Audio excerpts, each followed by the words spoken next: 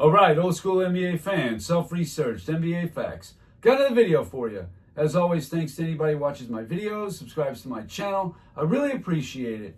In this video here, since we're getting a little bit closer to finals time, I wanted to do one on the finals and some of the most impressive performances scoring the ball of all time in the finals. Some of these performances were historic, not just because of the point total, but because of the percentage of the points they scored of the team's total. That means that this player really had to fill it up for them to win. And this was a theme for several players. Some of the more notable games in finals history for scoring a high percentage of your team's overall point totals. Shaq in 2004, Game 4. Shaq scored 36 of the 80 points that the Lakers mustered to score against that tough Pistons defense. That's 45% of the whole team's total. That's historically great. There's not very many players that did that at that clip. Believe it or not, Latrell Sprewell, 1999, Game 5. Now, this was a closeout game, but it wasn't him closing it out. 45.45%, 35 of 77 points that he scored. Impressive. You have to hand it to him.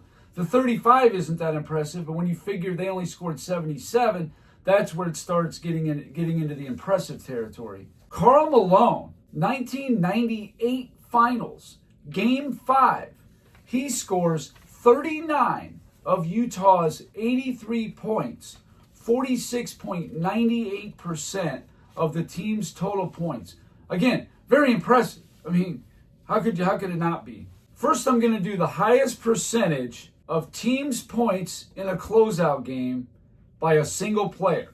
I got the top 4 because there was only 4 guys that really stood out, and it's the highest percentage. In NBA history, in the finals, the best 4 closeout percentages of their team's points.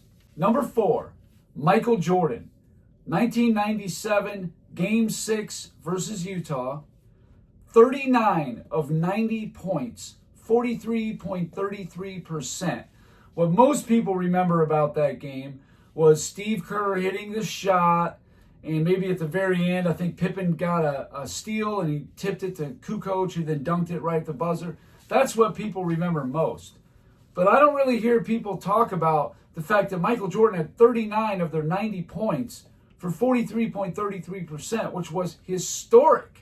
Didn't realize it at the time, but it was. Number 3, and this is an old game, but still one of the best ever. Bob Pettit, 1958, Game 6 versus Boston. He scored 50 of his team's 110 points for 45.45%. Granted, Bill Russell was not there. I think he did actually play, but he was hobbled. He was nothing like what he was, when he was healthy, of course. But still, taking nothing away from Bob Pettit, it was a masterful performance, which still was a tight game, even with a hobbled Russell. Just shows you his leadership when he's on the court. Number 2, this one is very recent. Giannis Antetokounmpo in the 2021 Finals in Game 6 versus Phoenix. He also had 50 points. He scored 50 of his team's 105 points.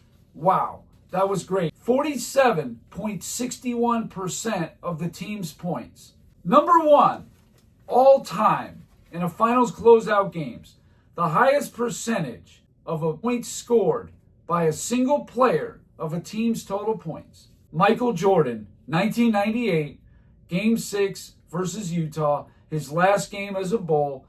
He scores 45 of the team's 87 points for 51.72%.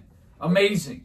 Those 4 performances in a closeout game to win the championship is nothing short of spectacular. I mean, these were just very special performances, all 4 of them. And I know Jordan's got 2 of them, right? It's amazing.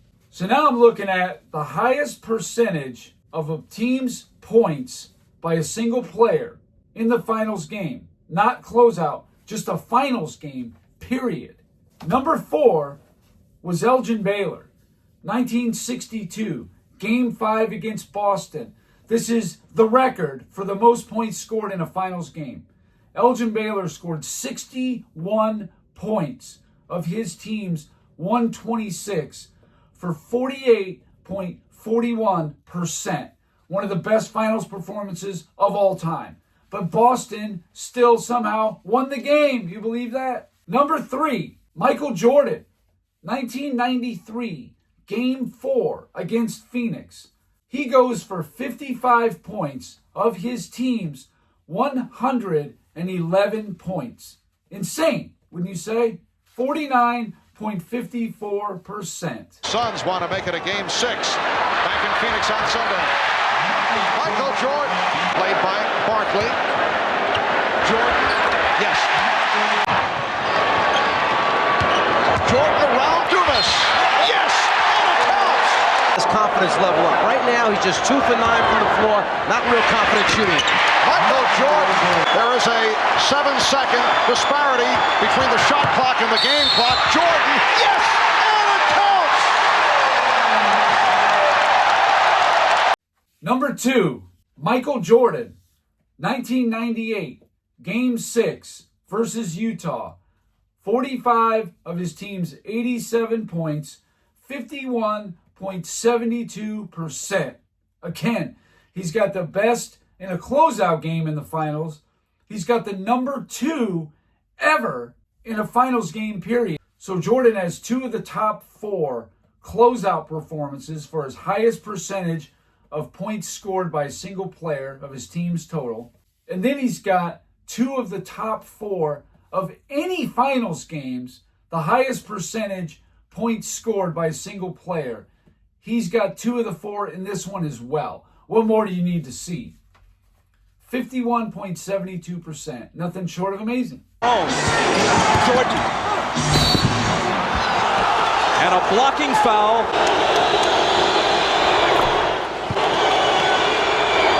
Jordan ties it. Michael working on Russell. Brings them to within 1. Malone is doubled. They swat at it and steal it. Here comes Chicago. 17 seconds. 17 seconds from Game 7 or from championship number 6. Jordan. Open. Chicago with the lead.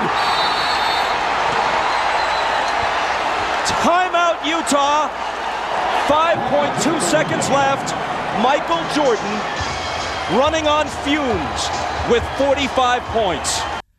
Number 1, all-time, highest percentage of points scored by a single player in a finals game is George Mikan.